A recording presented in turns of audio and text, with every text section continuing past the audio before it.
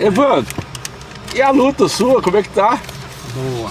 A luta continua. A luta continua. Esse cartão seu tem crédito ou não? Não tem nada. Tem nada, esse cartão. Na máquina, eu tava ali na máquina, você não viu? Eu não vi. Eu cheguei agora, né? Você chegou primeiro ou não? Cheguei faz uma meia hora, mas foi bom que eu fiz o que precisava fazer.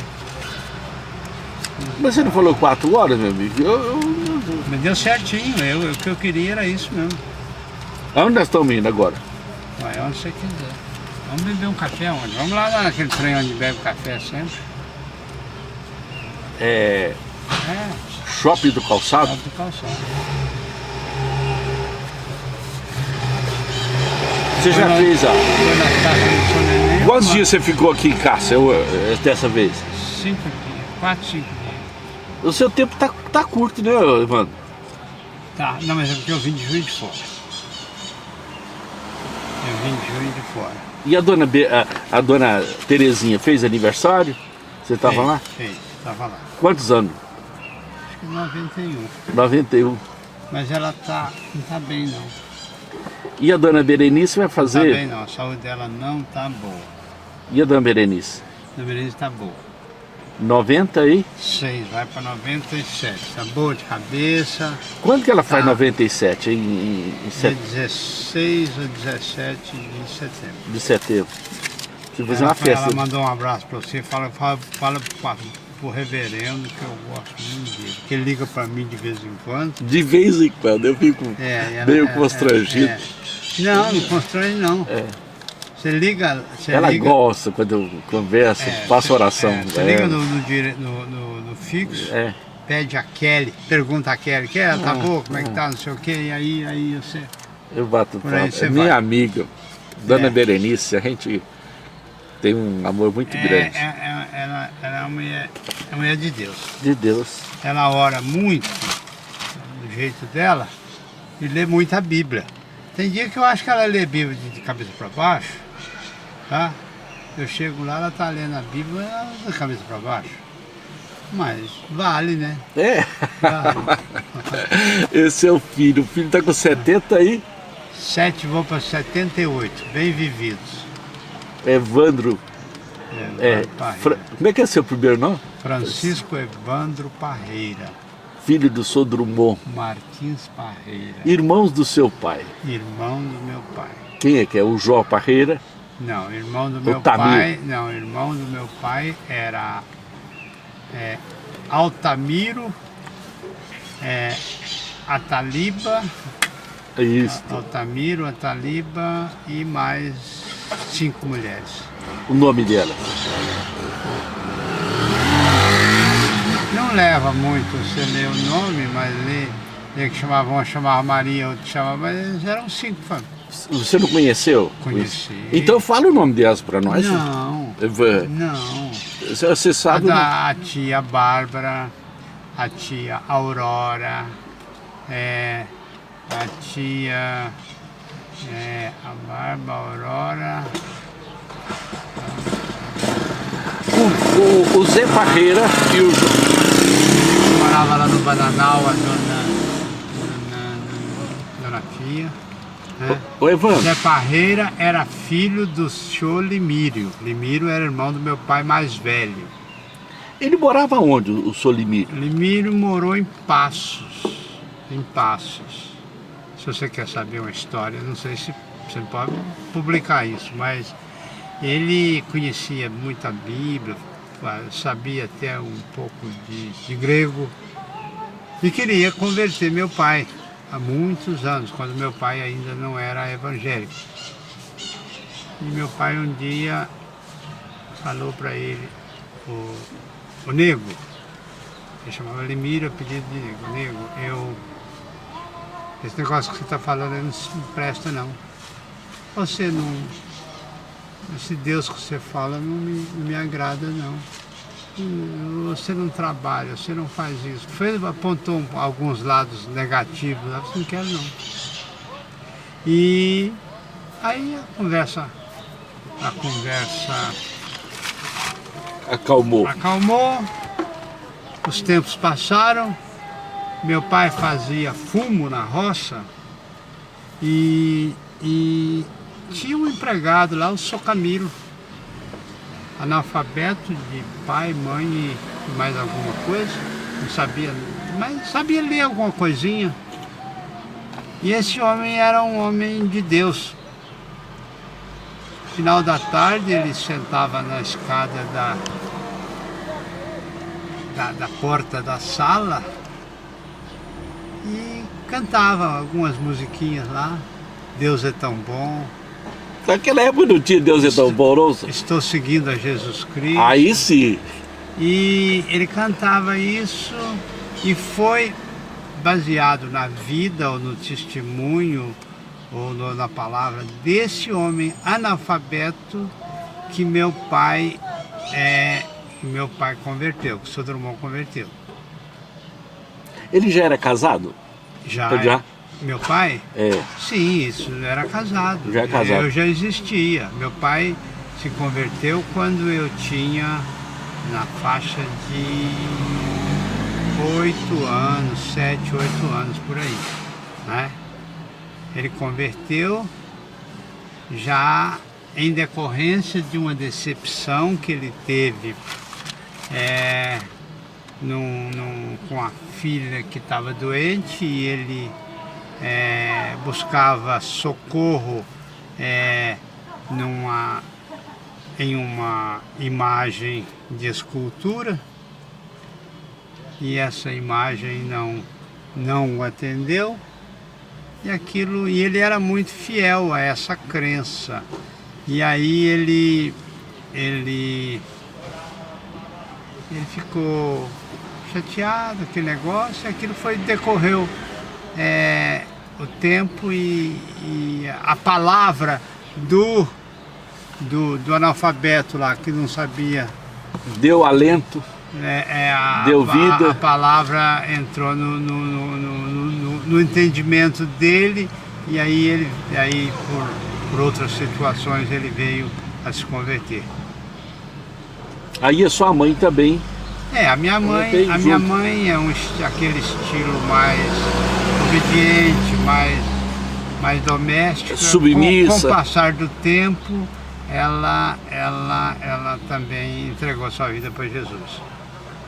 Tem muito a ver, primeiro, com esse homem, Sr. Camilo. Segundo, com o sogro do reverendo Jairo, o sogro do finado reverendo Jairo. O pai da dona Célia? O pai da dona Célia. Como que chamava? Antenorzinho. Antenor Júlio Ferreira, não sei lá. Não, Antenor, não sei lá. Inclusive que escreveu um livro para ser lido após a minha morte. Foi o livro, o título do livreto dele. Do São Antenor. Então meu pai foi muito catequizado, discipulado por esse homem. Depois vem reverendo Jairo, e depois vem toda uma sequência que a igreja presbiteriana cuidou, colocando em caixa pastores para Antônio Lemos, João Batista, Ronaldo Sattler.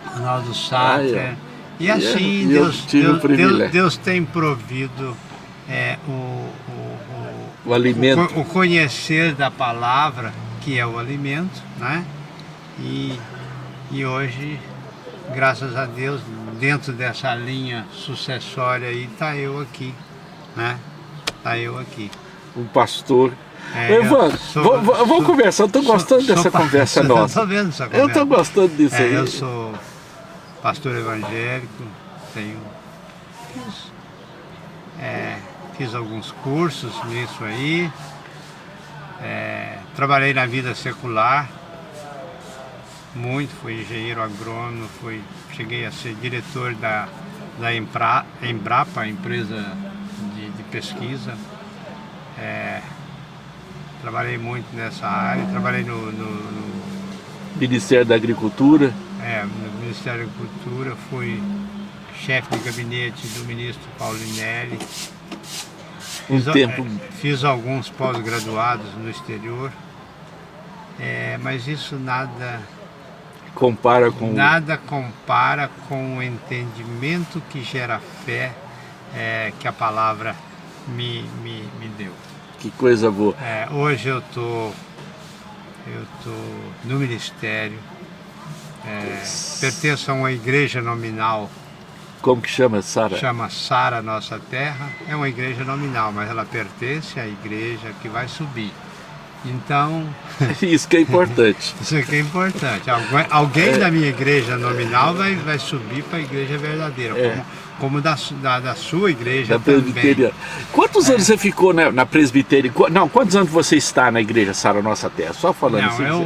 Eu me converti na igreja presbiteriana e nela fui alimentado, fiz pública profissão de fé na cidade de Cássia com o reverendo Jairo Borges. Eu ainda tenho a carteirinha, posso lhe mandar pelo WhatsApp a carteirinha de membro, que fala o dia que eu fui recebido em profissão de fé. Vivi muito na igreja de Juiz de Fora, igreja presbiteriana de Juiz de Fora, depois igreja presbiteriana, segunda igreja presbiteriana de Belo Horizonte, aonde que o pastor Wilson.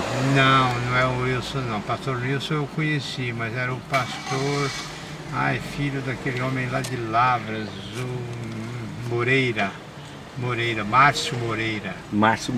Márcio Moreira, cara inteligente, conhecedor da palavra, com uma dicção e uma verbo muito grande.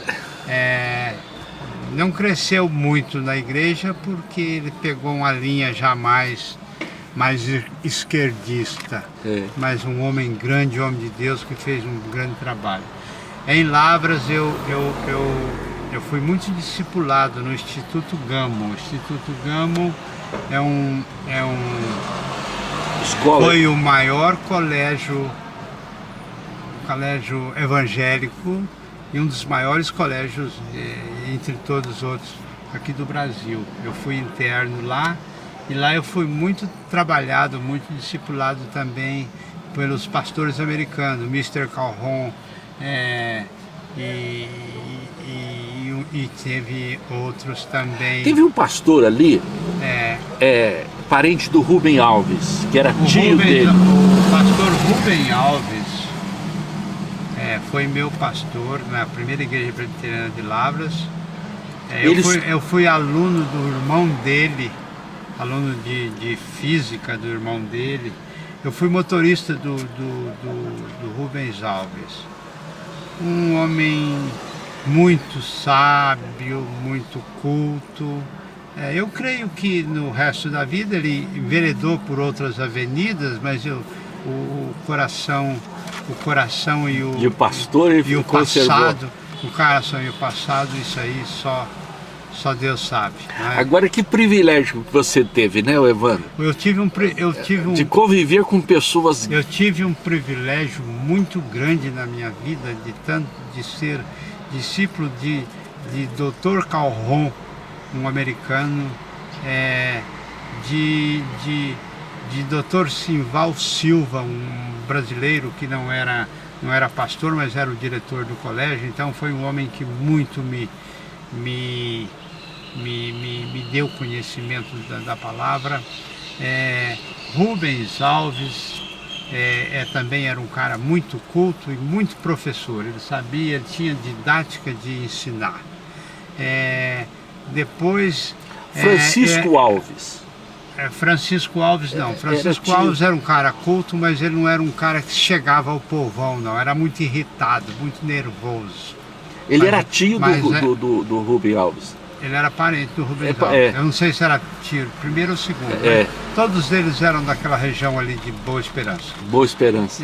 Um das grandes culturas, um homem que trabalhou, o Francisco Alves trabalhou muito junto à igreja presbiteriana, junto aos seminários, mas em termos assim de pastor de igreja, ele tinha um nível de paciência, de entendimento, que ele não era muito povão. Eu fui ali muito bem trabalhado. Depois eu mudo para Brasília. Nos Estados Unidos também eu aprendi muita coisa com pastores lá, evangélicos. Em Brasília, eu fui da igreja presbiteriana 313, 314 Sul, onde que foram pastores maravilhosos, e eu levo uma coisa que eu considero importante. Eu fui uma das pessoas que contribuí para a ida do pastor Eudaldo Silva Lima para o local, para ser pastor lá. Ele tinha ido para os Estados Unidos, chegou e estava sem igreja, e tinha uma política de igreja lá de uns presbíteros cabeçudos lá, mas eu trabalhei e eu ajudei muito. Eu entrei nessa luta e vencemos. Ele foi para a igreja e fez lá um excelente pastorado. Reverendo Eudaldo. Ali eu fiquei 16 anos, eu sou presbítero, não, diácono emérito lá, 15 anos de emérito. Depois, aí eu fui para a igreja Sara Nossa Terra, trabalhei lá alguns anos, um ano, 2 anos, 3 anos, só depois que eu saí da maçonaria que eu pude realmente obter um cargo na igreja. E aí eu fui para a igreja, cresci, fiz alguns cursos, algumas coisas, fui ordenado pastor. Fiquei junto lá com Bispo Robson, com o pastor Reverendo Robson Rodovalho, depois ele vai a pastor, mais tarde. Assim que ele começou, porque ele veio de Goiânia e recebe essa visão, essa orientação para fundar uma igreja, e fundou uma igreja com características próprias, aonde que o pastor não ganha, aonde que ela trabalha em célula, aonde que ela tem um outro tipo de organização administrativa, mas a orientação principal é a Bíblia Sagrada e é uma igreja. O Bispo Robson cresceu, foi deputado federal, hoje é um dos líderes evangélicos do Brasil. Ele é bastante político e não é político. Que a gente percebe. E ele trabalha muito, ele é muito amigo da igreja presbiteriana, da onde ele veio. Em Goiânia, ele veio da igreja presbiteriana. Então ele sempre nos congressos, nas coisas, está levando a valorização homens de Deus da igreja presbiteriana para falar. Outro dia até levou o homem que discipulou ele na igreja presbiteriana para falar para a gente. A igreja Sara Nossa Terra trabalha em uma igreja que trabalha em células. Eu tenho uma igreja em uma das cidades satélites de Brasília, que chama São Sebastião. É uma cidade muito perigosa, é a capital do crime, do Distrito Federal. Lá tem aquela penitenciária forte lá, chama Papuda. Tem muita gente presa lá, né? Tem muita gente presa, muito, né? Gente que estava lá. E deixa eu ver quem mais, peraí. Minha igreja é uma igreja que tem hoje uns 500 membros, mas ela é uma igreja de gente jovem. Então o palavreado, as estratégias de trabalho é jovem. É muito difícil, mas a gente tem tem a orientação de como fazer. O que mais? Ô Evandro, Eu que tenho coisa boa como sua história. auxiliares, eu tenho como auxiliares quatro casais de pastores. Que mais? E é uma igreja que trabalha muito com o modernismo da informática. Eu sei agora, eu já tive o culto de hoje, quantas pessoas teve, qual foi a mensagem, assim, assado, e vai por aí. Então, é muito forte a organização. Sei o dízimo que entrou, sei como ele é trabalhado e vai por aí afora. Acho que já falei demais, né? Não, falou pouco. Ô, Evandro, a sua história é muito bonita. Eu sei que você queria escutar essa história. Eu queria escutar essa história. Você tá olhando, se eu colocar a câmera aqui, você fica olhando para mim. Agora você fica olhando para mim agora. Não, olhando para cá. Olha. Ô, Evandro, que coisa boa, rapaz. Você tem um berço de família, tem um berço de fé e valoriza isso, né? Valoriza. Tudo. Porque eu tenho. Cada um de nós tem um chamado, tem uma vocação, tem algum dom que Deus deu. Eu gosto muito do tete a tete, tá? Não queira viajar comigo, nem em grande parte das situações, eu tenho, é o meu fraco.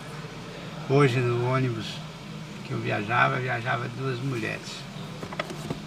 Conversa vai chover, não vai, tá ruim, tá bom, ônibus, não sei o quê.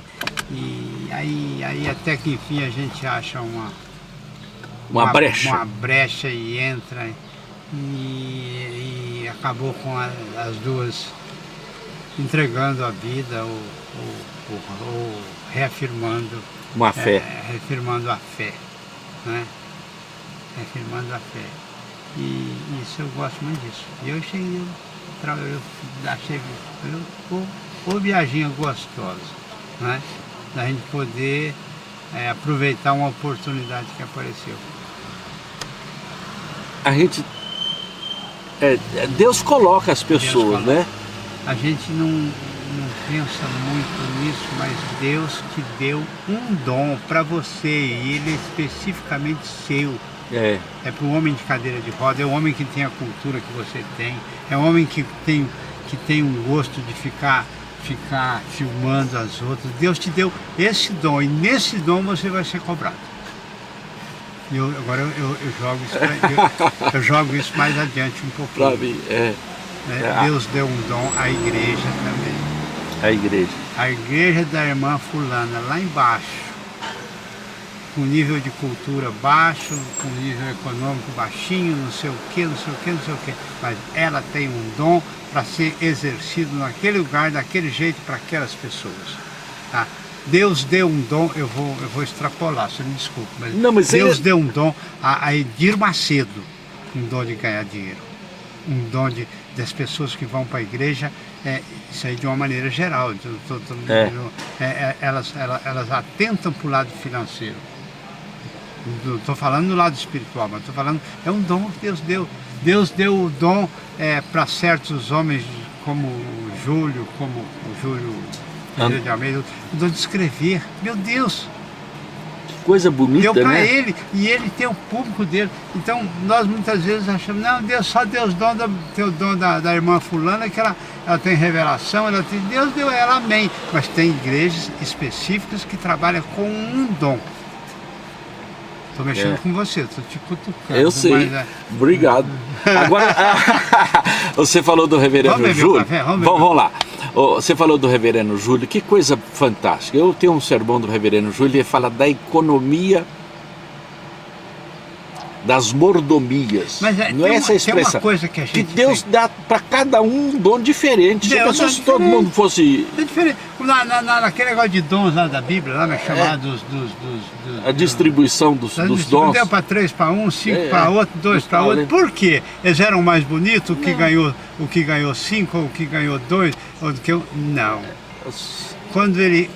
Quando volta na entrega, ele falou tanto para o que ganhou pouquinho, como que ganhou médio, como que ganhou mais. Servo bom e fiel. Para aí, servo bom e fiel. Ele poderia ter falado para o que ganhou 5, que granjeou outros 5. Você foi excelente, você ganhou 5. A mesma coisa que ele olha, a justiça começa lá em cima, né? Deus. A mesma moeda de pagamento que ele deu para um, ele deu para um, ele deu para outro. No entanto, as tarefas foram diferentes, porque possivelmente o que ganhou 5, ele tinha ligação com bancos, ele era banqueiro. Possivelmente o que ganhou 3 era do comércio. Possivelmente o outro que ganhou não sei o quê. Então o que eu estou querendo dizer? Isso que você entendeu, né? Deus... E ele vai cobrar conforme o que ele recebeu. O exercer, né? O exercer. O exercer. Vamos para frente.